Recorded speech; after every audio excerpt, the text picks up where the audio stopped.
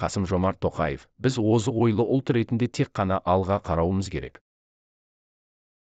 Қасым-Жомарт Кемелұлы, уақытыңыздың тығыздығына қарамастан Егемен Қазақстан газетіне сұхбат беруге келіскеніңіз үшін ризашылығымызды білдіреміз.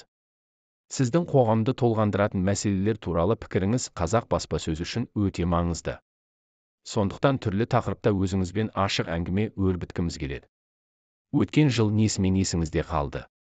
Сұхбат алған Егемен Қазақстан тілшісі Дихан Қамзабекұлы. Келесі сұрақ сізге ұнамауы мүмкін. Бірақ бұл сауалды қоймасқа тағы болмайды. Сіз 2019 жылы президент лауазымына сайланғаннан кейін елімізде қосарланған билік жүйесі қалыптастымыз деген сөз тарады. Кейбіреулер біздің саяси жүйемізді Иранның, Сингапурдың жүйесімен салыстырды.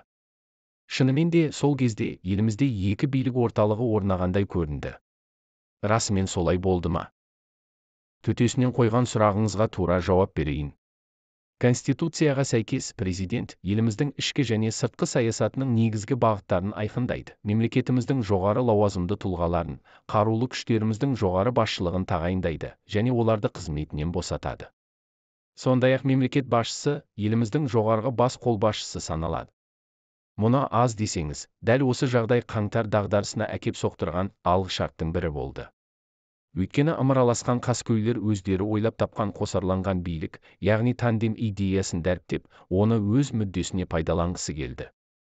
Кейбір лауазымды тұлғалардың, оның ішінде бұрынғы әділет министрінің мәртебе жағынан елбасы президенттен жоғары тұратынын айтқаны естеріңізде шығар.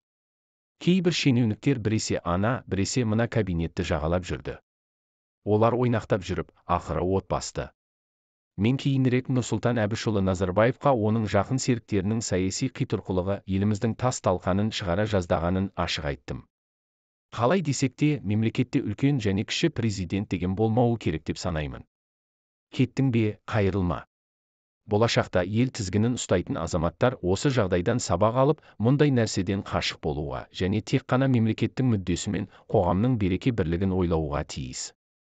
Өкінішке қарай, ішкі саяси дағдарысқа байланысты туындаған сын сағатта негізгі құқық қорғау органдары басшыларының бетпердесі сыпырылып, олардың кәсіби біліксіздігі, қала берді сатқындығы әшкере болды.